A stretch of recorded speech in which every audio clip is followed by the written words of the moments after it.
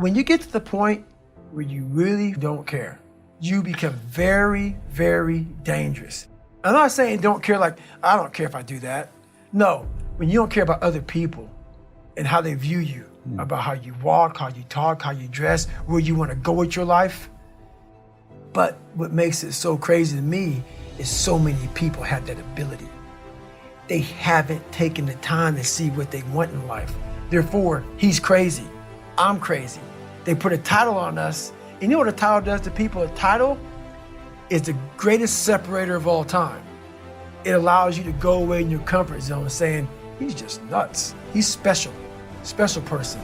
That gives you a get out of jail free card. You can go ahead and be normal now because we're special people. No, we found what we want in life. That's all it is. You know, growing up, I didn't want to tell anybody I wanted to be in the military. Because why? Some of my black friends, I was afraid of what they think. You know, why do you want to join the military, man? Once again, man, you're allowing other people to shackle your mind. It's the worst thing in the world.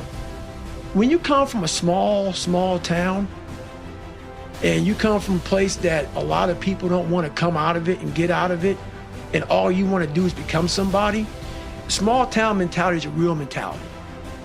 You've got to be able to get out and let your mind see open-mindedness. Because a small town, what it does to you is it closes your mind, completely closes your mind. Not everybody, this isn't everybody, a lot of people. You have to be able to go out there and create open-mindedness. You need space. You need space to see the world. Like a lot of racism, a lot of ignorance in the world, it comes from people not being out and seeing other things, seeing other people. That's why we judge so harshly, because our minds are so closed to the reality of life.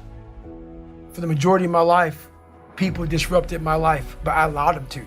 But what happens is, over a period of time, you become the disturbance in your life because you allow all these disturbances to get in your head.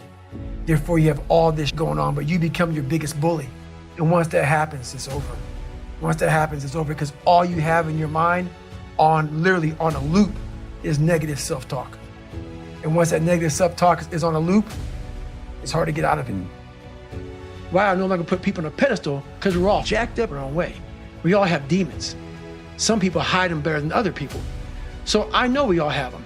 But me knowing that, I know that most alpha males are very fragile. Very fragile. They never want to see another person harder than them. Ego is serious. So if I can hurt your ego, I got you. So by me having such a fragile ego growing up, all this was my advantage. I was doing a live autopsy on how jacked up I was. So that's where I started becoming uncommon amongst uncommon people, is where I started realizing that you put people on a pedestal that you shouldn't. That you gotta get in there yourself and examine people, see what it's really about yourself. So once I got in there and realized, hey, these are just normal people. Yeah, they're a lot better than some. They're able to get through. I know a lot of people who can get through Navy SEAL training. But you know, there's a lot of mystique behind all that stuff. And as you start to go through and you start to break it open a little bit, a lot of hard guys, but I wanted more. Where do I want to be in life? Where do I see myself? And then I start making these plans on how I'm going to get there. And I don't deviate from that plan. I mean, it's a lot more to it than that, but it's a lot of quiet time. I shut out a lot of noise. I only have people in my life that need to be there. If you don't need to be in my life, I'm not about acquiring more friends. I'm not about noise. I'm about, okay, are you trying to go somewhere? You can jump on board. If not, I don't want to hear all your problems. Do you have a solution for your problem? That's what I'm all about right now. So I'm not about whining, complaining. I'm about, okay, we need to go this way. Like that big rabbit hole of bad people that you want to get away from. Like if you're a drunk and you want to stop drinking, you got to get away from those people. You want to build this nucleus around you of people who are saying, it's not okay to sleep in today. We got to get after it. Hey, let me see your journal. You're supposed to be running 5 miles today. You only ran 3. You got to have those people. Some people need those people, and it's important. But you want to get to the point in your life, it's real important that you hold yourself accountable and those people start to fade away because you now got it. You want to be that person because they're not always going to be there to hold your hand.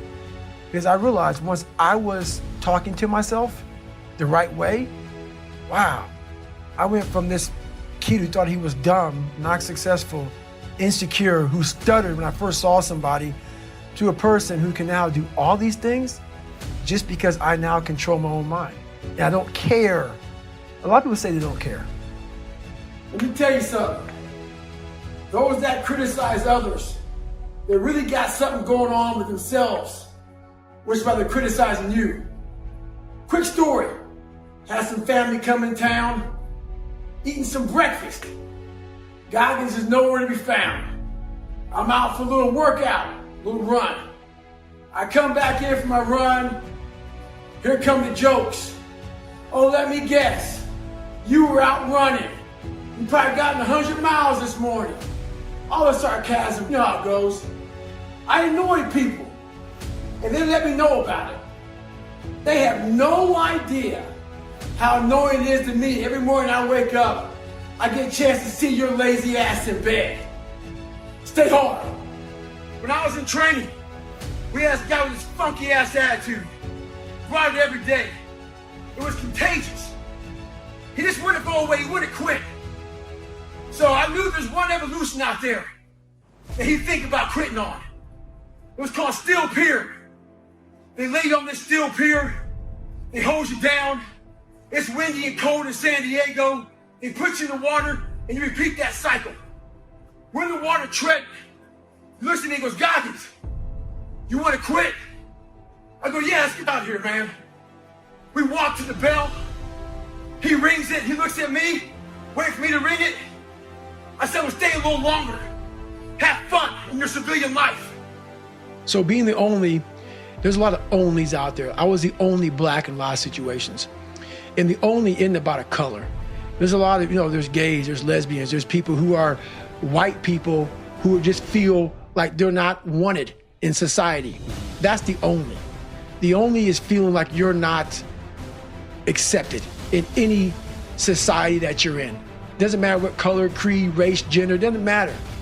It's just that you are in this situation where you feel like you're being judged. You might be being judged. You feel awkward. It's an awkward feeling when you walk in a room and you're like, oh my God, I'm the only. And that comes with a lot of people. This is about people.